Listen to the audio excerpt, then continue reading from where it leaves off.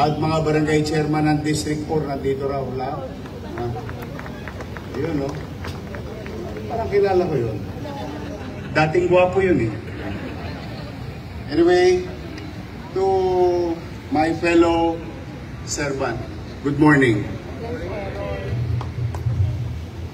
Masayang-masaya ngayon yung 6 na ospital.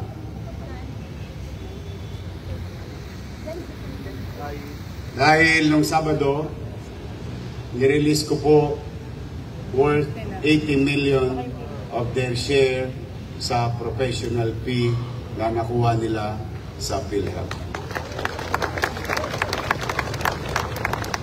So, ang kabayanan nyo, matik na. Ilang araw lang, darating na yan sa mga ATM ninyo. I hope hindi nakasanla.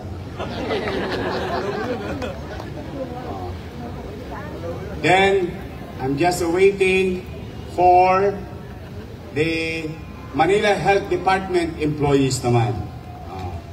In a matter of a day or two, anantabayanan ko na lang. Sabi ko sa inyo, kahit Sabado, ayaw ko may nabibinbin na papeles. Kaya hanggat mari, kaysa naman humilata ako sa bahay, kung may nabibinbin pang papel, tinitira ko na yan. Whether promotion, appointment, sweldo, PR, budget, lahat, everything. I don't want to waste time because I know each and every one of you is doing good. So you inspire me. Lahat kayo nagbubuti, lalo akong ginaganahan. Lalo akong na-energize. Kaya sa inyong lahat, yung mga palang meron lang akong mananawagan, baka may kilala kayong JO. Yung check-in nila, nabubulok na. Kasi napapansin ko, yung mga JO na nakaraan, pinasweldo naman namin. Pero yung check-in, walang kumukuha. Baka taga North Cemetery yung... taga South Cemetery yung mga ano na yun. Yung check-in nyo, nandiyan dyan. Naman kunin ninyo. Pinaghirapan nyo yan eh. Sayang naman. Pero hindi po pwede kukunin ng isang tao nakalagom. Sweldo mo yun eh. Sa lahat naman ng ayaw mong kunin, sweldo mo pa. Wow! Sana all. So, doon naman, sa mga ilang, I think, there is about, as per City Administrator last night, may mga 3 pa o 4 na opisina na nasa accounting division pa yung inyong papel. Dala ng hinihintay ko I don't know, maybe you heard the news. Sabi ko, pag hindi pa sumweldo ang JO, itong Setyembre, sa opisina mo, you're fired. That's what I said. Why?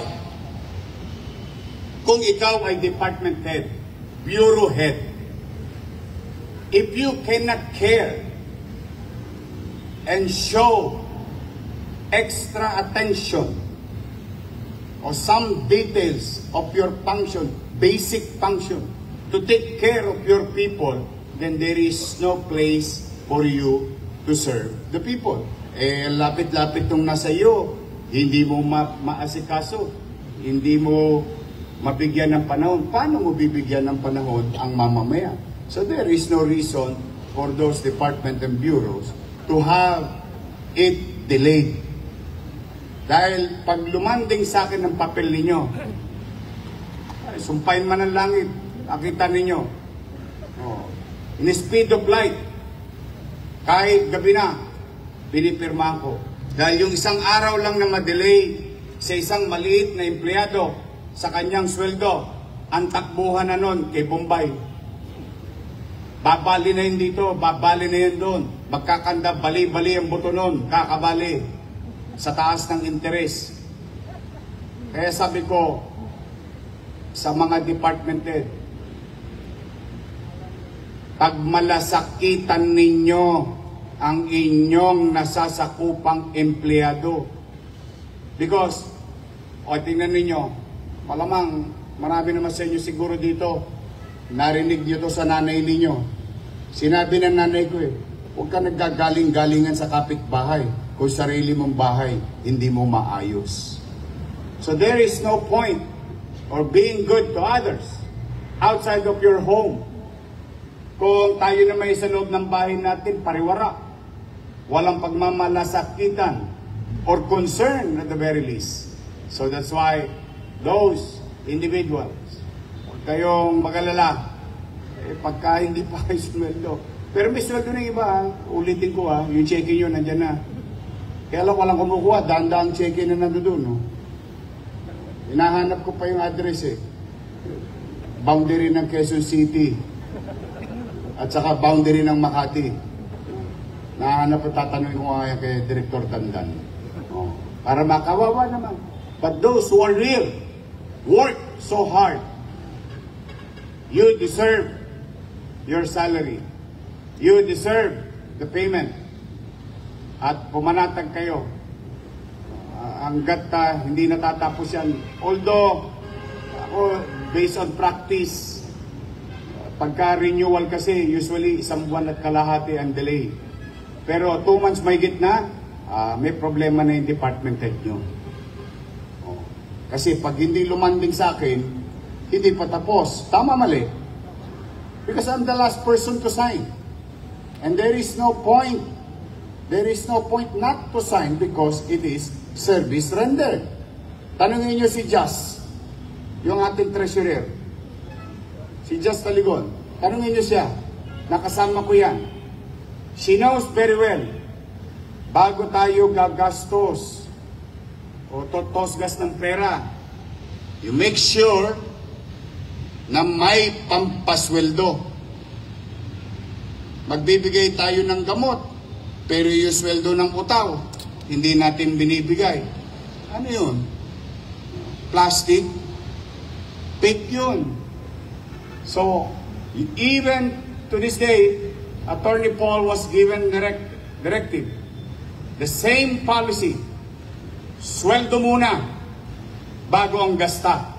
Kaya napansin nyo mga unang flag ceremony natin, hindi ba kayo natatawa sa akin ang binabalita ko? May sweldo tayo sa 15, may sweldo tayo sa 30. Bakit? Talagang said na said tayo. Pero kahit anong said natin, iniraraos ko. Bakit? May pamilya rin kayo Mamaya kakain din ako ng pork chop. Pag maswerte-swertehan mo pa, may chicken joy pa ako. But what about one of our employees?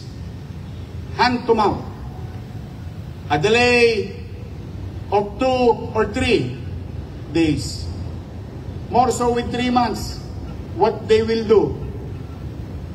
Kayo naman ang ilagay ko doon sa kinalalagyan ng ating empleyado. Ano kaya ang mararamdaman ninyo? Itong si Yorme, nagkagaling-galingan, pero kami hindi pa sumisweldo. I mean, you have to be practical and logical. Kaya, ulitin ko, yung mga hindi pa nakasweldo, magsalita lang kayo. PM nyo ako para malaman ko kung kaninong department yun. But I guarantee you, about 3 or 4 na lang. And I said, ewan ko kung tama ako correct me if I'm wrong.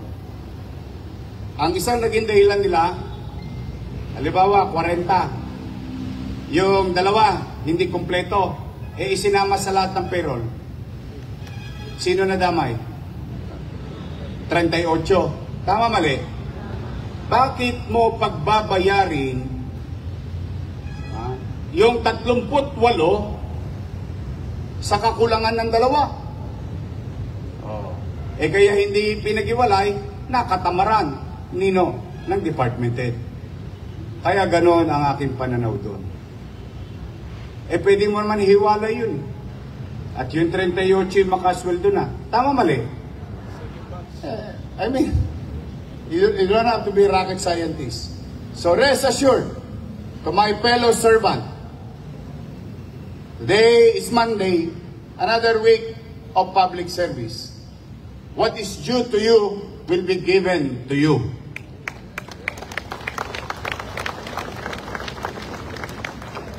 Gusto ko lang, ang request ko lang sa inyo, extra. Can you just smile? Smile while we are serving our people. Smile as a universal language. Minsan kahit di kayo nagkakaintindihan, sa smile lang palang nagkakainlaban na kayo. Totoo naman, as a matter of universal language, I just want you to smile. I just want you to love your job. I just want you to have this kind of environment that I am here. I like public service. And those people who will come to me and who will come to my office needs my assistance. Gusto ko ganun ang mindset ninyo. Ganun natin lang. At bibihira ang napagbibigyan. And if I may say it again, like what they said, many are called,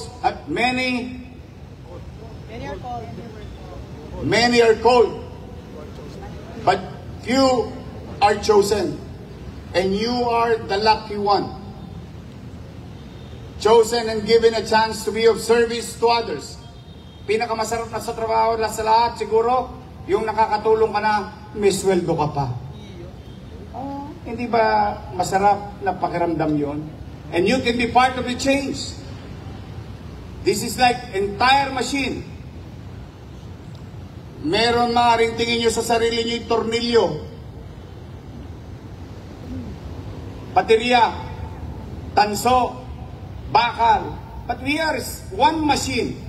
Without one, you cannot run it properly. That's why I encourage each and every one of you, please create extra step. Tulungan ninyo ako. Hindi ko to kayang mag-isa.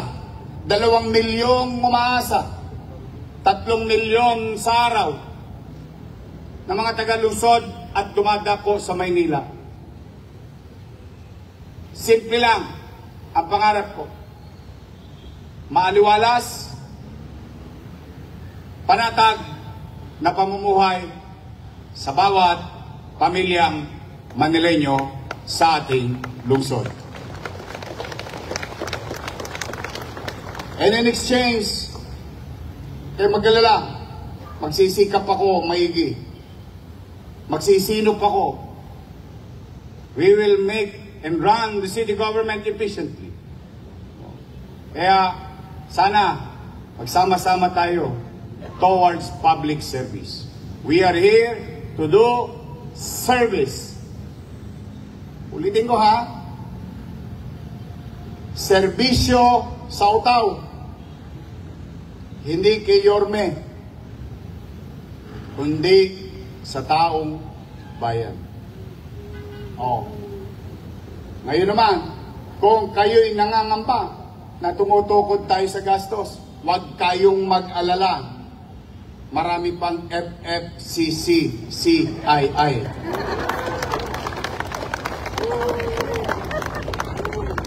Sukdulan nawa na mamalimos ako para sa inyo. Tandaan nila, sanay akong wala. Nakaraos ako.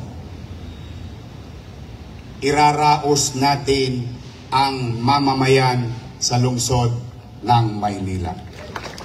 Muli, I wish this week God will continue to guide and bless each and every one of you. Magandang umaga, pagpalain nawa kayo ng buong may kapal. Manila! God first! God first. Thank you.